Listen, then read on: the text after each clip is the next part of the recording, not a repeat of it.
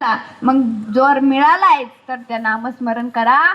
जोपर्यंत आपले हात पाय चांगले आहेत तोपर्यंत त्या भगवंताचं नामस्मरण चिंतन करायला काहीच अडचण नाही. कारण माऊली ज्ञानोबराय सांगतात, जव हे सकळ सिद्ध आहे हात चालावया पाये, तव तू आपुले स्वहितस आहे तीर्थयात्रे जाय चुकू नको. जव हे सकळ सिद्ध आहे हात चालावया पाय, जोपर्यंत हात पाय चालू आहे, जोपर्यंत हाताने टाळी वाजवू शकतो, जोपर्यंत पायाने वारी करू शकतो, जोपर्यंत मुखाने भजन करू शकतो तोपर्यंत आपण करायला पाहिजे. का तर हा देह भगवंताने नामस्मरण करण्यासाठी दिला. मग ज्यासाठी हा देह मिळाला ते काम आपण जन्माला आल्याच्या नंतर केलंच पाहिजे. म्हणून जोपर्यंत आहे तोपर्यंत नामस्मरण करा. कारण त्या भगवंताचं नाव हे कसं आहे, भगवंतापेक्षाही भगवंताचं नाव श्रेष्ठ आहे हे अजूनपर्यंत भगवंताला सुद्धा कळालं नाही. रामायणातील उदाहरण सर्वांना माहिती आहे. ज्यावेळेस समुद्रामध्ये सेतुपूल बांधण्याचं काम चालू होतं त्यावेळेस दगडावरती राम नाव लिहिलं जायचं आणि दगड सोडला जायचा.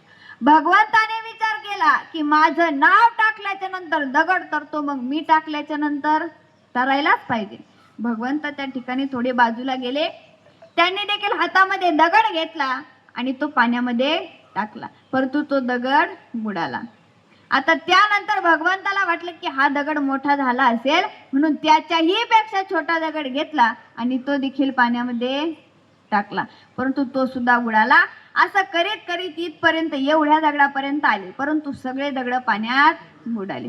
आता भगवंत म्हणाले, असो मी टाकलेला एकही दगड तरला नाही, जाऊ द्या काहीच अडचण नाही, परंतु हे कुणी पाहिलं तर नाही ना. म्हणून भगवंताने मागं वळून बघितला.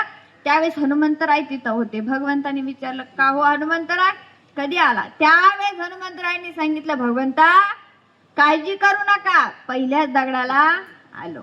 त्यावेळेस भगवंताने हनुमंतरायांना विचारलं की हनुमंता माझं नाव टाकल्याच्या नंतर दगड तरतो, मग मी टाकल्याच्या नंतर का तरत नाही? त्यावेळेस हनुमंतरायांनी भगवंताला सांगितलं की भगवंता तुझ्या नामाचा महिमा तुझं न कळे मेघश्यामा. भगवंता तुझ्या नावाचा जो महिमा आहे तो तुला कळणार नाही. त्याच नंतर ही जी बातमी आहे ही रावणाच्या सर्व सैन्यांपर्यंत पोहोचली. आता त्यांनी सेतुपुलाचं बांधकाम चालू आहे, बांधकाम होईल, सर्व वानर सेना आपल्याकडे येईल, घनघोर युद्ध होईल आणि आपण सर्वजण मारले जाऊ. रावणाच्या सर्व सैन्य भयभीत झालेलं होतं. आता रावणाने विचार केला, जर सैन्य असं भयभीत झालं तर युद्ध कसं होणार? म्हणून रावण म्हणाला, हे बघा तुम्हाला जर असं वाटत असेल की रामाचं नाव टाकल्याच्या नंतर दगड तरतो, तर मी टाकल्याच्या नंतर सुद्धा दगड तरणार, हे मी तुम्हाला दाखवून देतो. सर्वजण पुलापाशी आले. त्यांनी देखील एक दगड आणायला सांगितला. रावणानं दगड हातात घेतला, दगडापाशी फुटफुटला आणि दगड पाण्यामध्ये टाकला. आता दगड पाण्यामध्ये टाकला तर तो सुद्धा दगड तरला. आता तो दगड त्या ठिकाणी तरला, परंतु घरी ही बातमी रावणाच्या बायकोपर्यंत पोहोचली. इकडे सर्वांना आनंद झाला की आपल्या मालकाने टाकल्याच्या नंतर सुद्धा दगड तरतोय. सर्वांना आनंद झाला, परंतु घरी आल्याच्या नंतर बायकोनी विचारलं, का हो तुम्ही जो दगड टाकला तो पाण्यामध्ये वरती तरंगला, ही गोष्ट खरी आहे का? त्यावेळेस तो म्हणाला, हो मी दगड टाकला आणि तो तरला, ही गोष्ट खरी आहे. त्यावेळेस मंडोदरीने विचारलं, का हो तो दगड तरला हे मी मान्य करते, परंतु तो तरला कस काय याच्या मागचं कारण मला सांगा. आता त्यावेळेस रावणानं सांगितलं, हे बघ मी आज सकाळपासून खूप दमलेलो आहे, मला आता विचारू नको. परंतु खूप आग्रह धरला, खूप हट्ट धरला.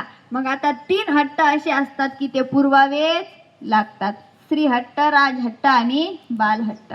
खूप हट्ट धरला, आता तो पुरवावाच लागला. त्यावेळेस रावणानं मंडोदरीला सांगितलं, हे बघ ज्यावेळेस मी त्या ठिकाणी गेलो त्यावेळेस मी दगड हातामध्ये घेतला आणि त्या दगडाला सांगितलं की बुडालास तर तुला रामाची शपथ, म्हणून तो दगड बुडाला नाही. म्हणजे एवढं श्रेष्ठ भगवंताचं नाव आहे. म्हणूनच त्या भगवंताचं नामस्मरण करा, कारण त्या भगवंताचं नाव कसं हे भगवंताला सुद्धा कळलं नाही. मग त्या भगवंताचं नामस्मरण करा, कारण प्रत्येक जीव जन्माला आला आणि प्रत्येक जीव जाणार. तो काळ आपली वाट बघत आहे. मग घडोघडी काळ वाटयाची पाहे, अजून किती आहे अवकाश. मग तुकोबराय सांगतात की